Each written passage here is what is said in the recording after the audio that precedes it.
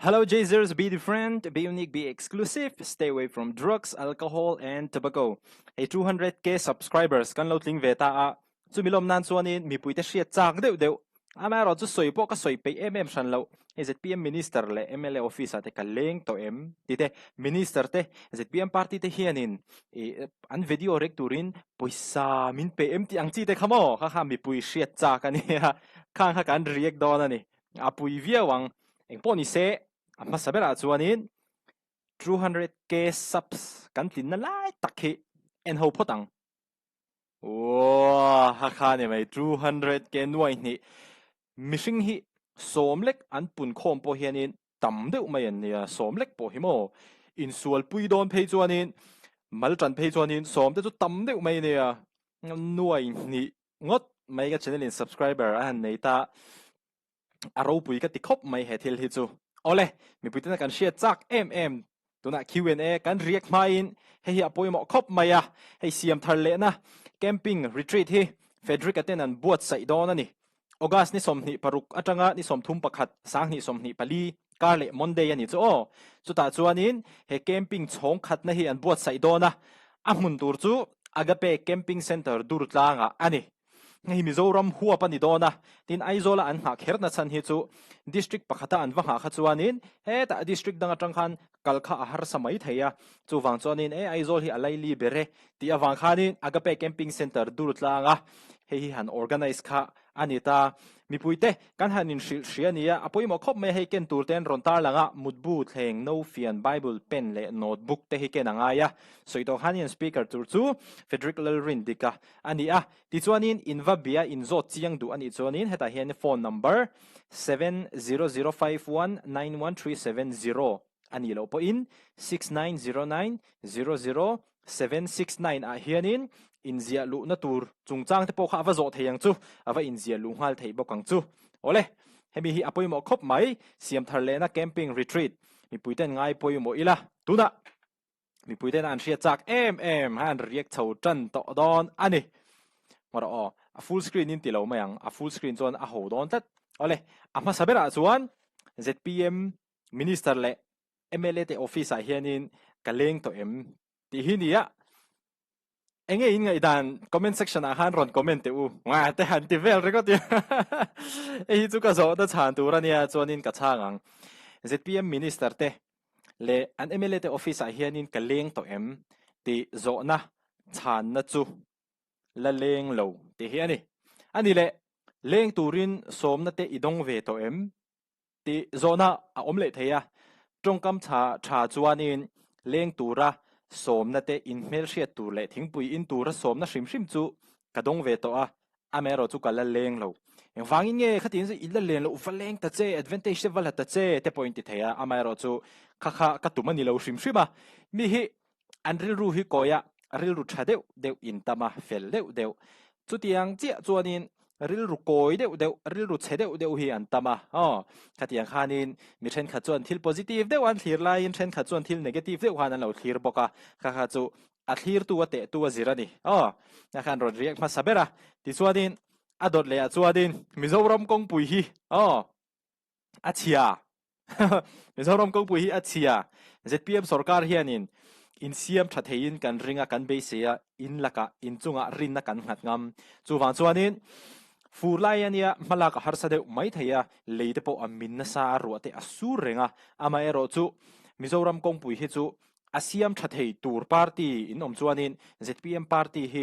tuna ri chuanin ruling line nia chuwang chuanin ti thei tur in ni no in ti thei po kan ring tin in policy in manifesto te po kha kan lo hu ve thawani chuwang chuanin tran han la te uti kha haron riek pa khanin kan ron thanem ngai na wain kan ron soi lang ke bani Mizoram kong pui hi a chan chu chelu lai lu tuka kar chu na zia scooty te phei chuanin film khur to ka tla ngai tan chak thei lo le to ba rile pop zel mai scooty phei chu mo a wi om du ni motor po hi le adot le kan riek ang MLA ten an video react turin poisa min PM heu wa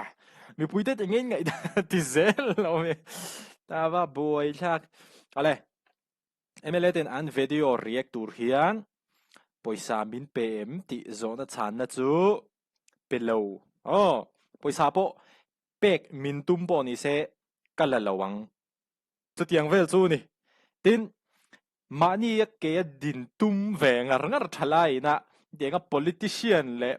tiang o sarkar poisa te lova be se lova it kha a level an hiam lutuk khatiang kha ti lo zok tu ra ni khatiang ril ru te kha intingen lo pu thei zok le khatia ma se kan ngai tu wanga mi hianin sarkar an tlon chuanin sarkar laka be se yan nei wang hi lo ni du tlang puya khatiang ha kan lo ni vele to box si lowa khalai taka khanin engmoni buaina kha om ve ta ni soito han ril ru tha de fil de ina ma sual de ril ru the de khan om vele bokani a thlir tu zir kan ti to kha ti chuan poisa don be se awangin zpm ka tlon em te kan tlon lo le leng khopa poisa don po hey thalai kan nia artificial intelligence age kan cheng to ani computer age kan kalpel de to artificial intelligence tuna phechonin chat gpt 4.0 model chi sang gemini kan ti te mo bard grok kan ti atam to lu tu ani artificial intelligence manghianin online mangin sumtam takhi a hailu theya zirlai ni chungin zirlai na ka video in phechonin hi shero lekha inzirani pon youtube channel angchi te hi in lekha zir ti boilo tur tokin siam ula neivero apoi mi alo amaro chu in zirna ati boidon chuanin neilo ula in zirna ati boidon lawa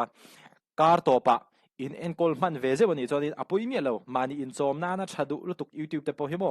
tin tu na phe chuanin coding thiam tam takanom to ke pon website ka neya jazer.in indu chuanin kal theka mi mang khanin webinar de pon conduct ve thina mina an thiam lo ke ni na kan thiam te po kha online google meet mang khanin kan zir tir ve mai ni khatiang ha nia tu lai mani ke din tum ma na kala hian mi then khathianin hetiang hianin an lo soi thina enga tan vak ma hian ka ngai lawa riakla ka po hian ka ngai lo ka chang pe lo amaro chu 200k subscribers tin lawmna pual khanin an riakta ni ti chuan ka channel ngai hlutu te ta na ka thu cha hei apoi mo khop mai ka channel theme hi mana tanga tu hle ka theme chu be different be unique be exclusive ti hi ani zule muam zule drugs ti lawin hring nu ni hlim takin man theya khovel po du to kina chen thei ti hi ani tin tunaya mi pa in ti hluman tama depression chungchang te hi chu ka soi thei vak lawa chan chu kala experience lawa wekhat ma kala depress lawa anxiety te ril ruha le na tam lu tuk le stress ana sat lu tuka wa hei lung to thelai om bor ron na angchit chu ka nei ve to thawani amai ro chu depression le severe anxiety ang kha chu kala nei lem lawin ka hre chu wan chon khalam pa kha chu ka soi thei lo amai ro chu ka channel ngai hlu tu te ta na ka thu cha chu midangin thalai te abikin kro party ang hei ron invero anti chuanin du mi lo tur khala khami te laka tang khanin kan danglam tur be different lai taka kha chuanin be unique kha poimo le khop maya kan danglam na lai takha khami kha von nun tet tur ani ti chuan be exclusive kha min lakro tiwang te nia poi hleine te manzel kal ve theizel ang ti te khan ni du mi lo tur ni in lak ve deu tur in lak velu tur ma ni velu kha she chen tur chu be different be unique be exclusive kar topa party la antia zuten in hawa anruya khatinga zuten in hawan lo party lai han ken zu in vong takin exer te kan lo la a sel na te kan lo ngai poimo le kha te rugin kan lo zir ke wa kha be different be unique be exclusive nthathiamem a politics angjong chuan thiri la min tham na ten lo la mi ten va thama poisa don be sein party te sarkar lai te antlona khatiang ni velo khan ramta na thil tha kan du nalai taka kha be different be unique be exclusive kha apoi mo khatia kan ron re ka ni he ka channel ngai hlu tu te ta na ka thu cha ania thenji na tang hian in ma son zel theya khowela chang khang to tu da phei chon internet ta changin engki ma zir vek thei to ba bsc kan pasa college kan kallok theilo ni pon mzu online na tang te ponin course sang mba ting che te po azir thei to ni khovel hi chang kang to lu tuk tu na phei chuan ti chuan in ka channel ngai hlu tu te ta na ka thu cha bera chu be different be unique be exclusive kha soi tur hi tam thin sia hemi video po hi ka bo sei in bo sei line minute som ai thui lu tuk chu pel lo teng ka tia mara jo minute ku ani le der tamai zpm party nan video react turin poisa min pem soi to ang khan ama mi te ang tho khan pelo min pek na chan tur pom lo deal po katum lo be sei po ka be sei lo tha khatia ka riek ve top ani mai ni min an en dua ka sia a midang ta na hlok thak boka chuwang chuanin ka riek mai ani tuna hen ka ngai tu thina congress te mnf te po hianin zpm party policy aya policy thazok hi ron duang chuakula zpm party ina ram kai shoi atum dan aya thazok hianin kan kai shoi theizok don ani ti hi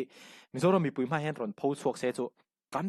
riek ang chu amaro chu kan han riek ve mi puinan en le pe chuang si lawa hun le tha kan senga thilang ti tur kan nei ve tho sia mo nang ni poi ni ve thawang nang ma ni ta na tangkai lo le hlok lo tura chuanin in hun le tha in seng pe big vak lowang chu ting che chuanin youtube pa po hianin minan en pe don lo ti hriat sa reng renga video han siam kha a pe che lo ani in tha thiam mai em khamia psychology te khamo chu ania tin youtube channel siam ve du te ta na thuron hei ka soi lang ve hrim cha ka youtube channel hi me tha sang ni som pasaria channel hi ka siam tran ani channel ka siam tran na chan chu ka exer lak lai te ka channel hen ka da anga fitness influencer kan ni teng ka te ni khati hun lai khan mo ti chuanin hun akal chawa kum sang ni som pareta timothy wang che te ti nun che ma te john chan te misual pa te zoram piang te ne ha vlog vak maya ti chuanin boruak kha re le sang ni som paret oga sa le khazir turing akal le ya youtube kha ka tha ti to ani khata kha chuan le khazir lama ka in concentrate do wa han youtube kha chu ka ti ta zeu chawa ti chuanin phd te kan han zoma pathian zara tlema kan zo to don nam hun ol kan nei to lama ti hianin kan ron ti chho ve le ta a kan ron ti chho le hun hi afu ang reng khop maya thalai tamjok te na politics an lo ngai event chho lai kha alo ni hlo boka ti chuanin kan channel kal dan te kan han siam rem dewa kha ka soi atang khan in the thiam mai em thil hi a trending lai hi om ve ni chuwan chuan youtube channel in siam khanin mani du dan te po kha om ve thei amai ro chu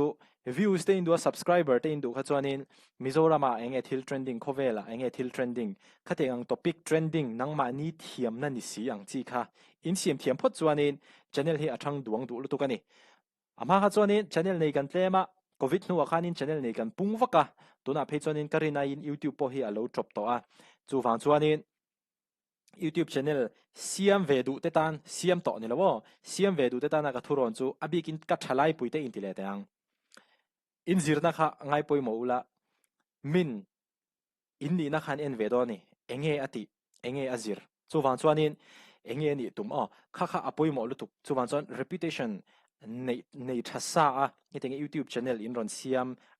ani ngat phei chuanin thlensa na harlo amaro chu do thei ve deu anga ya tin mania in hai kok pe ve deu midang te ne hanin collaborate ke te alarsa te ne hanin collaborate te po hi tangkai du lutu kani tikha youtube channel cm ve du te ta da ka thuron ani nakina hi chu asan pain detail lewin video an siamang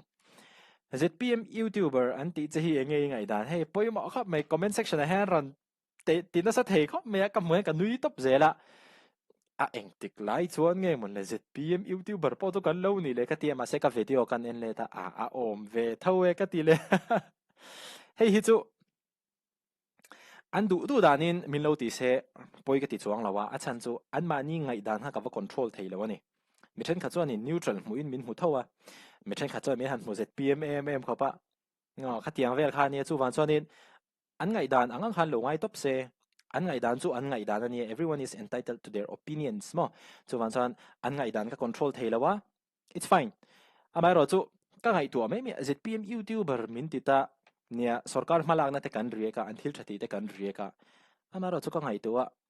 mnf youtuber anti te anglo tak hian kan ngai nat lo zong ka ngai nat lo zong ti mai a hetiang hi mimal taka va beya tong kam hriam le na tak taka va beya va soi chi thi ka ni ngai lo in ka hria ka channel en ngun deuh te ponin hriang tu zunia mak vele deuh chu mo mi hen zpm youtuber ti hen chedeu hen min chua amaro chu kha chu an ngai dan kha ni anh tin vak ma min effect lo khovel po hi ati dang lam pha vak lo kha mi an ngai dan an nei wang khan chu te mei chu ni nga ron riak ve shrim shrim ani haters te ta na thu cha haters te hi apoi mo khop mai e min lo rel na awang te hianin min hrimia lo tur te hianin min hriat pha ka lom tak zet zeta tin min ngay ni tia in rot comment ve shrim po hianin YouTube algorithm a hianin effect nasa takanaya nga comment na tam shrim hi chuan ka channel le ka video te po hi adar zau ti na khani ve a chu wang chuanin haters te taimak na azara tun din mun po hi ka thleng ve ani ti la engmoni adik na chen chu om ve thawani ti chuanin in hate du chuanin min ho du ani cha lo ho chun zom zel la ha chu in nu na nia in thu nia ka ron control don lo wa ama ro chu in thlen chin na tang khan nang ni po ma lo son ve ze lu la ka du sak pui chewa mi hring hi chu ma son zonga kan kal lo hi chuanin hring nun te po hi anom na te hi a bo ve de wa ma son zonga kal hi chuanin har sat na te po hi kan ton ve te po hi anga ya a chan chu ma son don chuan she om kan tor pe ve te po hi ngai ni jima iwakala seki du chuanin seklo to ka tangin buliwa tran phot angai I chak lo ti kha iwa in shiat phot angai iwa in pha niam phot angai ni khatia khat mi atang che khanin ka chak lo ani ka sek lo ani sek ka ngai ni chak ka ngai ni hrisel na ngai poi wo ka ngai ni ti atang che khanin jima te po hian ma son thei nia tiang tho chonin basketball football te po hei ka le thiam lo in pom phot chumi na thiam torin khatia ha ti te da luai na motivational speech vel ta ni zumo ale enge adang le soisel na ka don sondan mi hianin nia soisel na hi ka mu ve ta fo maya ti chuan an soisel na hi ve khat ka chiara ka oi hal chong lo kanin ngai tu awang wanga an ma ni thlir na tlang atang chuanin adik thei tho mai ma se kan ni dana ni em ka tia kan ni lem loin ka hria tia ka in hriat chian ve to em awang hianin mi na min soisial na zong te ten ka en liam ve mai mai ama ro chu hei soisial satya ni lo trong kam moi lo za mo rong kai lek lek trong kam deng khong ang deu deu te hi chu ke YouTube comment sa chang hi chuanin ka remove te izel ke chong poi ka ti chuang lawa ama ro chu ka thung te emo thian tha te na an mu khan an ma ni han lo thin rim jok thin ni sa na po ya thian pai mi ron teksa an ron ti dan che me chu ka thi da rim e te ka thi da rim thin e te kha tia vel kha nia ke ni na kan lo nu liam pui kha thian nai vai deu te le chung te kha chuanin an lo la na ve theya ama ro chu soisial na tak hi chu ka dong song thiam ve khop mai ka dong song thiam ve khopin ka hria kan kum te lo tam ve ta deu boka a chan chu min soisial chuanin adik la ai te po kha om ve thei thawa ka ta ta kha mani hria chen hi poimo khop mai kan thil tum te ta mo enge adot le Minister ten an video rek turin poisa min pem hei po hi mi min zo thin an hria chak em soifia pe lo a ho ka ti min pe lo min pe don po ni se ka le du lawang eng tin tin emoni ka account number te po lo shein ka phone number mam po miron gpay po ni se ka gpay le le ha lang pathian zara thalai kan ni ve tlangwal kan ni ve chung te poisa po dil hre to manak lai mani in chom mani ke din tum mani ke in lak din ve to na ka lain te tiang minister in poisa pe che mi te lo lain te class lo lutuk tianga poisa be se tianga thil lo tlon kol du ngan riek ta luai ne hei pa yo ti chan dang le nge om le top ta de mai wa ho riek don cho sin le ale eng po ni se ha kan riek thei chu ni ti chuanin apoi mo khop mai hemi ve khat kan riek le lok teng siam thar le na camping retreat he august ni somni paru ka tanga ni somni thum pakhat sang hi somni pali hian camping chong khat na nei dona agape camping center dur tanga nei dona ni tangwal fedrica tangwal te kati fedric lerin de speaker turania ti chuan ken tur chu mutbu thleng no fian bible pen notebook hei ken turani ti chuan inzia na tur number po he aron da hi video hi post ke ula ino inzia klu theu don nia video le kan in phule theu don yo